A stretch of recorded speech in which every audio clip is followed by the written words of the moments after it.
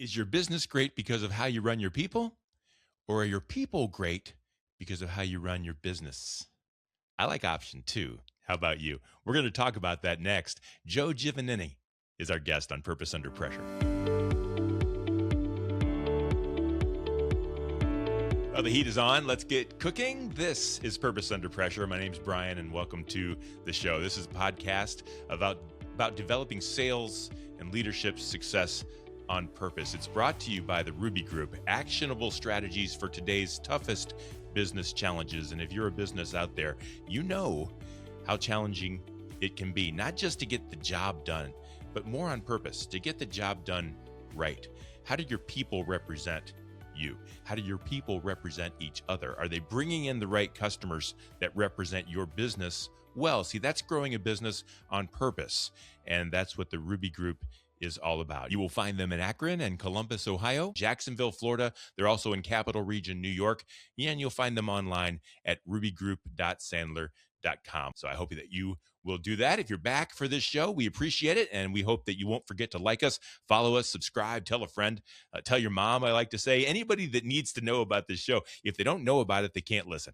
And if this show helps you, or it inspires you, or it motivates you, then we want to do that for other people too. So go ahead and click those buttons because we've all got pressure. So let's get cooking. One thing I do love to do on this show is talk with Sandler trainers. You've seen me do that before. We've had interviews with just about every trainer from Sandler through the Ruby Group. And those shows are amazing. If you haven't had a chance, go back and find one with Mike Jones or Ken Guest or Jordan or any of those folks, because they get it. The next thing I love to do is talk to Sandler trained leaders in the business community, because they don't just get it, they are living it. And we're going to do that today. Joe Giovanini is the president at MAG Resources. He's a national leader, and his company is a national leader in the window treatment industry, providing sun control solutions for commercial applications all across the country. One of the greatest things about this job is that you get to talk to people that do things that you didn't even know were a thing.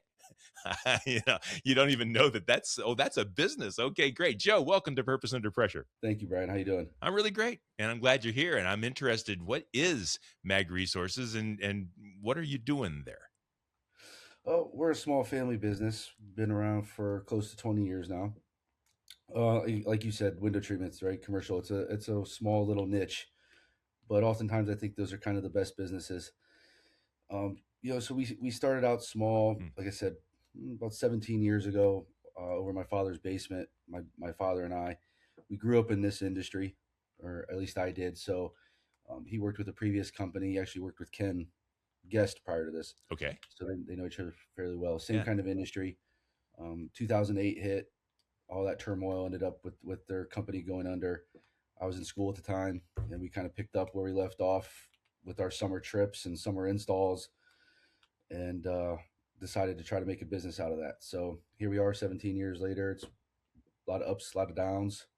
Yeah. But we're still here. Yeah. And what drives you? What made you want to stay in the family business and do the things that you had started to do 17 years ago? Well, that's a good question. It's funny because if you asked me that 17 years ago, I used to tell my father I would never have anything to do with this business. Yeah, most people are like that in young families and things. Yeah. And but when, like I said, when 2008 hit, caught a lot of people on their heels. My father had a house payment, we had bills, and so our business was kind of born out of necessity, right? We kind of picked up the pieces, put them together just because we had to. And I'm kind of glad I did, because it kind of channeled me and gave me a good direction. I always wanted, at the time I was in school, in the entrepreneur program. That was kind of my dream, to start a business and have my own business. At the time, I couldn't have really told you in what. But having this was good, and it gave me a channel and a direction. And it didn't take long to realize that you can replace the widget for any other widget. Business is more so about people. Yeah. And I think that's really has, over the years, become my driving factor and my motivating factor that gets me out of bed, makes me excited to come to work, is building teams, working with teams to solve problems. I love the challenge in that. I like seeking out different challenges. We're always looking at the business and ways that we can improve the ways we're delivering our services and products to our customers, ways that we can improve our culture and environment internally, so that our people have the best tools and resources that they need to be able to go out and meet the demands of the market. So, those are the things that excite me. Um, like I said, I'm glad that happened because at the time you're kind of looking for the right business, and I don't know. It's not necessarily that window treatments excite me and are super exciting. That's not necessarily the case. It's really more so um, the challenges and the problems around it, and forming teams, and that's true of any business. Yeah, and that's what I was wondering too, because I don't mean any disrespect. I love the broadcasting industry, but that doesn't mean it's for everybody. And Right. there's some people that probably love the science perhaps of window treatment or whatever. Yeah. But we don't all, Steve Jobs said, find your passion and do that. But that's not fair for most people. Like if I love to paint, it's hard to be a professional artist, or if I love to sing and I can't, it's Yeah. hard to do that. So how do you get excited? What and let me ask you it this way. What's most exciting for you? Is it to innovate and create new solutions for your customers, or is it to find customers that match your solutions? Either way, you want to take care of them. Either way, you're trying to make a really solid fit. But when you're talking about building the business, what comes first? Is it your product or is it the customers? Who drives that? For me personally, I try to focus on three different things day in and day out. And I stress this to a lot of people here. And I think it's important when you're building a business, and it's also important. There's different phases in a business. There's the initial, we're trying to get this up off the ground, and different things matter at that point than they do when you're X amount of years later and you're looking at trying to scale a business. Right? Yeah. Those are two different things. But where we're at right now in the business, we're trying to scale the business. Now we already have something that's off the ground, and we have a nationwide reach, and so on and so forth. It's really um, people, products, and processes, and it's really focusing on making sure that more than anything, we have processes in place and we have structure in place, right? And that's also why love the Sandler system, because it's a system and it's a structure, Hmm. and we put that in place for our salespeople. And if you don't have those things in place, I tell the team all the time, right? When we first started out the business, and it's me and my dad in the basement, and we made our first hire, which is actually my mom. She was our first project manager. We got her out of the she was working in a factory, and we Awesome. got her out of there. She made her our project manager. It's very easy. I don't want to say it's easy, but it's getting to your first $1 million is incredibly difficult. But you have a long reach in the business, right? Yeah. You and your partner, you are touching on every part of the business. It's easy to give good service in the beginning because it's you and your partner, and your values are most likely aligned, Yeah. and you have a long reach. As you grow, it gets harder to touch on every part of the business. And so if you don't have processes in place, you kind of leave it up to each individual, to um, it kind of runs through their filter instead of your filter and what you think is important. And so those processes become more and more important over time, so you can try to replicate what made you successful early and kind of keep that as time goes on, and you start to dilute the business with adding more people to it. So processes are a huge part of it. Hmm. And I'm looking at that on all parts of the business all the time. How are we doing things? Consistency, right? So trying to provide a consistent buying experience for the customers, a consistent um, internally trying to create consistency. And the other part of it is the people and the products, which also there's processes involved with that. How you're hiring, how you're onboarding. Yeah. Um, the products, are your products scalable? Do we have processes in place for as you grow and you start to have returns and customer service issues and warranty and stuff like that? So processes across the board. Getting the people side of it is probably more important than anything, because you can have all the right processes in place, but if you don't have the right people in the right seats, Yeah. you're doomed. Boy, that's for sure. So yeah, so I mean, that's my long-winded answer of trying to of to your question. But people, products, and processes, that's where I would probably focus the majority of my time. And so you're scaling. So have you Well, scaled and you're trying to. scaling? Is that a good? And yeah, you're trying to. We're all, and you wonder when that's ever going to stop. Let's talk to someone out there that's also scaling. What what are the daily challenges, the things to look for? Because scaling can be really scary. You can get Yeah, to a spot where there's no turning back. You went the wrong way. You did, and it can really mess things up. It can change processes, and then you change the process the wrong way, and it breaks everything. I mean, scaling is hard. it is. What have you It's found to different. be the most difficult thing, or maybe the most important thing to watch as you scale to make sure you're scaling properly? Um, the people side of it. Yeah. If you have good people, and it's easy, and that to me, at least for me personally, has been the most challenging part of the business. Is early on, I struggled with. Well, I think it's like anything else. You live and you learn, and you make enough mistakes, and there's nothing more costlier than a wrong hire.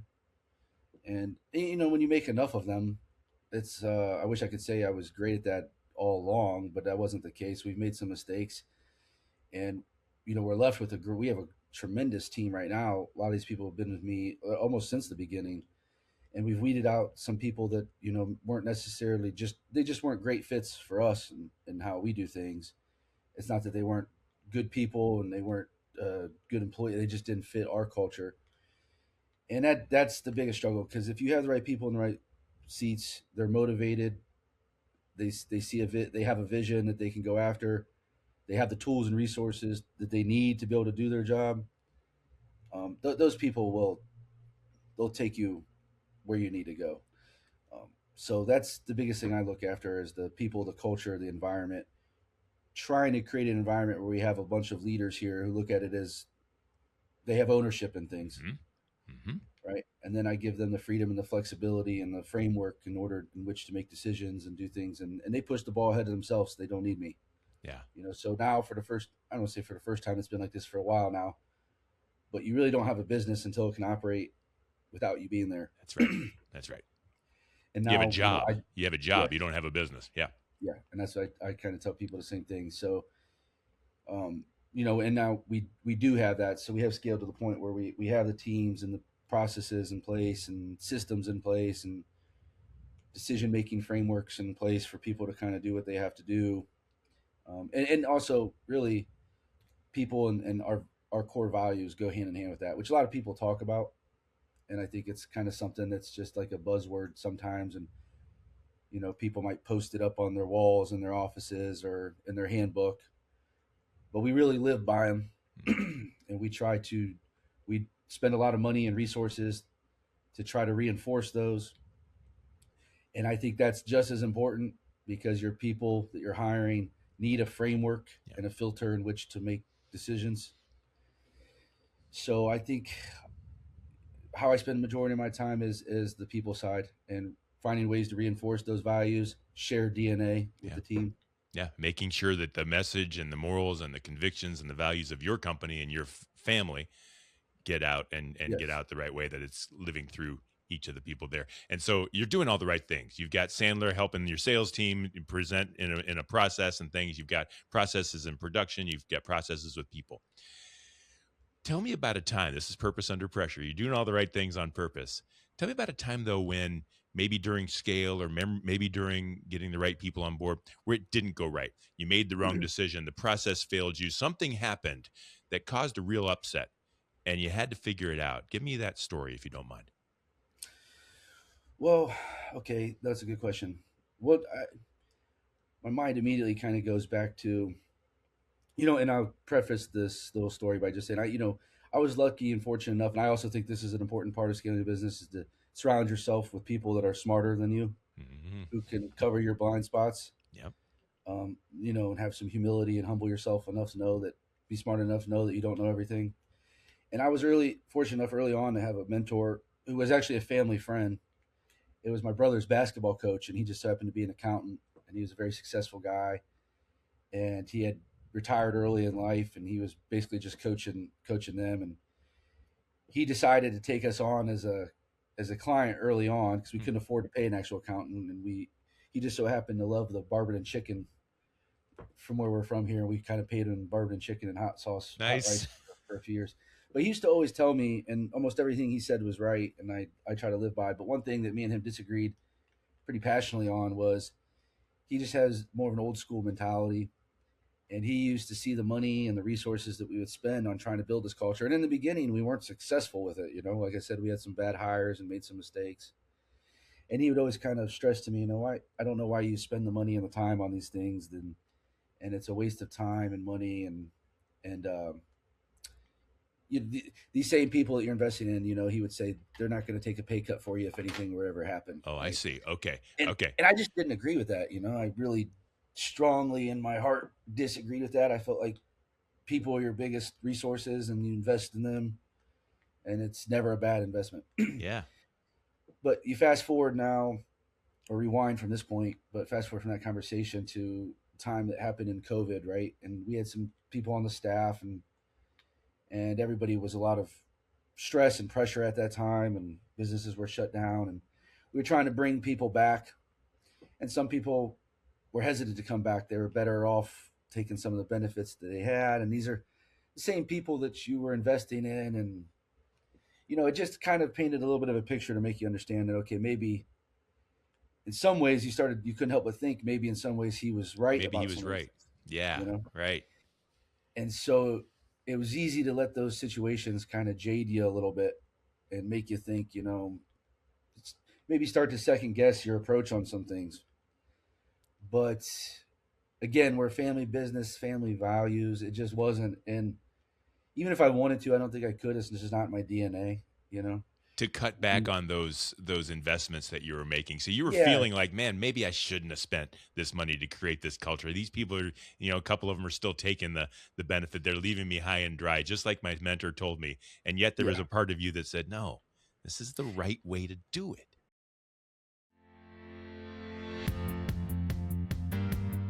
Everyone in the organization needs to know how to sell. Sales is the strength of any company. Whether or not you're in marketing, operations, or even finance, everyone has a strong shared accountability towards driving top-line revenue. Whether or not you're client-facing or talking over the phone, you're able to build a stronger level of rapport with the clients. Everyone in the organization shares that responsibility to know how to sell.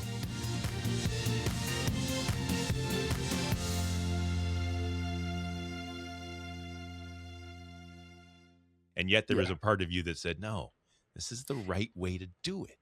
We stuck it through. And also, you know, when you in that same token, you look around the office and you see all these people that we're still with you, Yeah. and we're making sacrifice, and so that's kind of what we hung our hope on. Is it's like, you know, it's hard to kind of close the door on that when at the same, yes, this is happening, and it's creating a lot of pressures on you and the rest of the team, and it was putting us through some hardships. But you look around you, and it's easy to focus on the negative, but sometimes you have to step back and just think of the things that you are great, you know, have a little bit of gratitude for, and rebalance yourself. A lot of times these things are just perspective.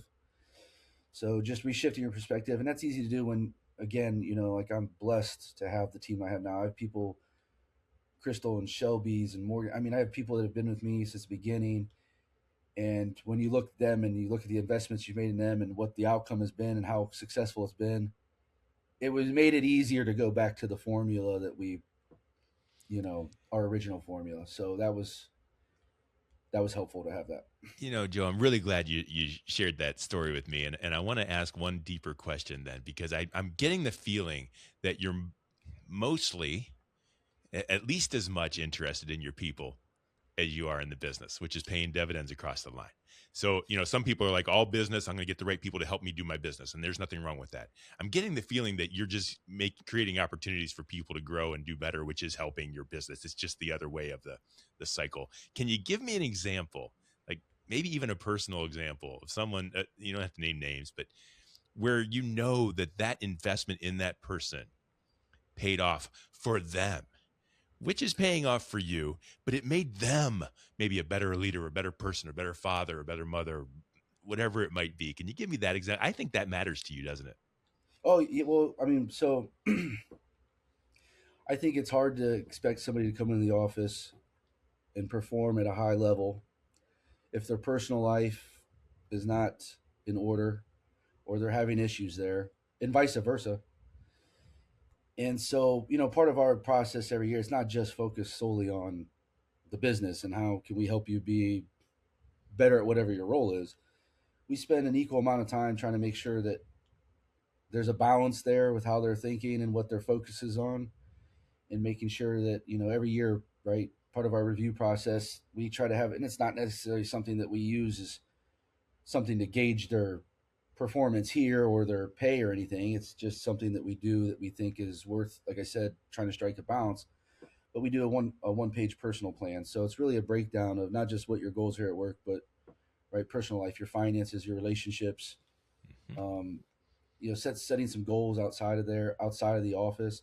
And we've had a couple people in here who I think um, have come from some challenging circumstances, family wise and just relationship wise. It's created a lot of, I think, tremendous amount of pressure on them outside of here. And I think we've even, in the past, we've had people who have gravitated towards work and dug their heels in at work and buried themselves at work to kind of forget about their personal life, Mm-hmm. which I think in some instances, in some businesses would probably be welcomed, right? Because they're like, oh, I got people who want to work 16 hours a day. And it's not that I balk at that, but Right. I ask, well, what is the motivation for doing that, right? If the motivation is right and it's like, hey, everything's happy and I'm just driven, this is what, then that's great. Yeah. But if the motivation is wrong and it's like, hey, I'm just doing this to kind of avoid other issues in my life, that's not sustainable, Nope. And so I think we have just as much of an equal focus on people's personal success to make sure that they're happy, which I don't like using that word really, but happy Mm-hmm. and fulfilled. Fulfilled is probably a better word. They have some fulfillment in their personal life, and I think that I've seen it that translates into the work environment, and these people come in more.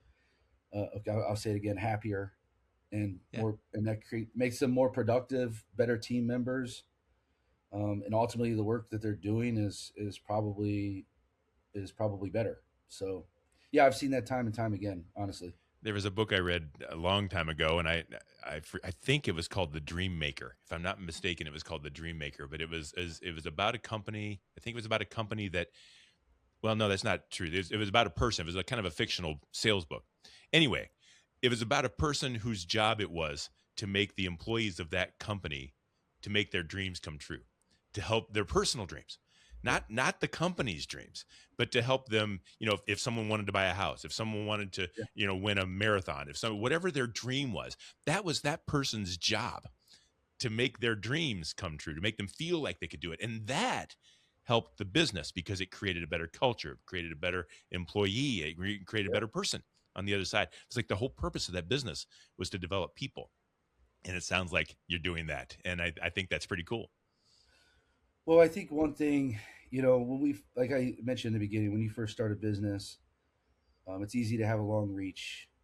And also it's not reasonable to expect anybody to care about your business as much as you care about your business. That's right. It's your business. But the closest you can get to that is when people have a sense of ownership of things. They feel like they have a voice.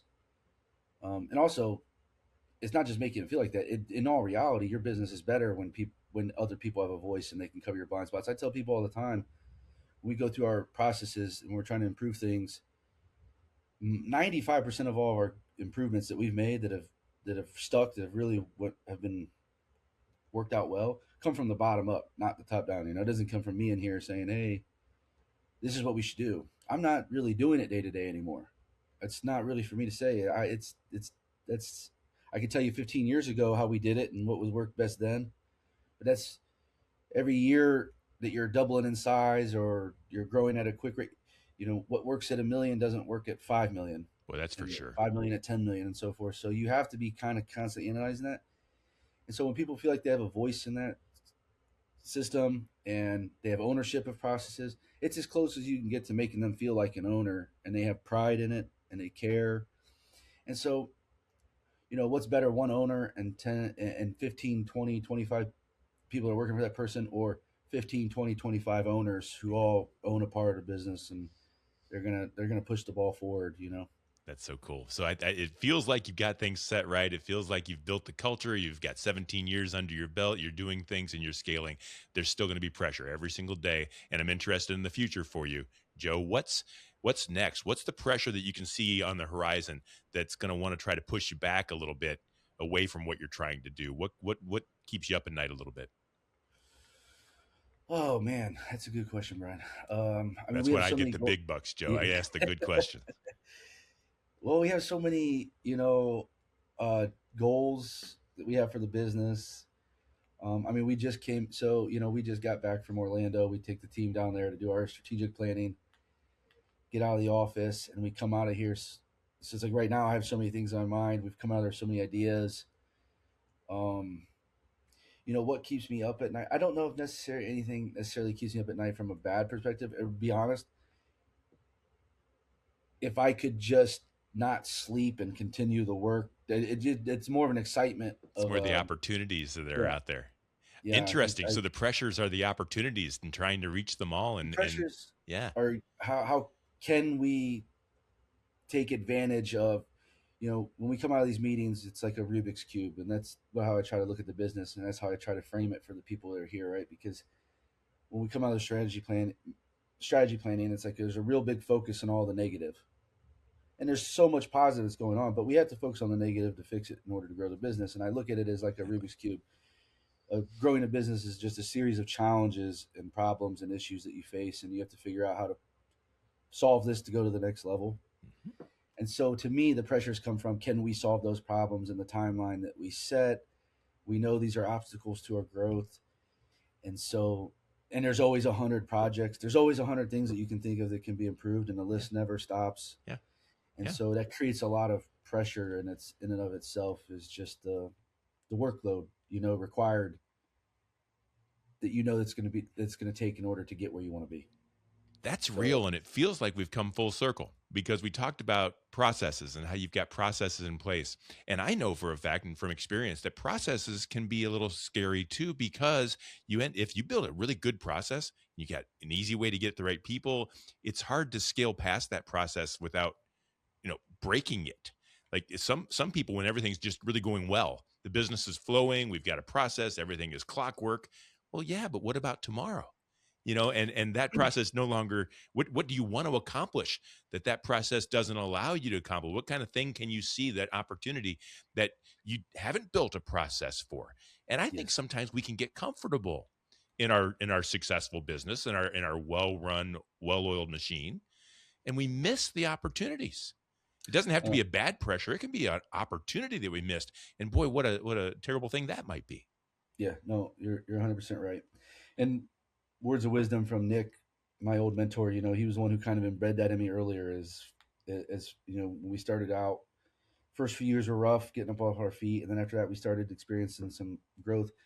And he used to kind of embed that in me. And you have to constantly be looking at everything you're doing and how you're doing it. And when you engage the team in that process and you have 30 other sets of eyeballs who are looking at how things are doing. Yeah. When something breaks or something stops working, having those processes is one thing, but just as importantly is carving out paths in the company, avenues for people to communicate these types of things, systems to be able to collect that feedback.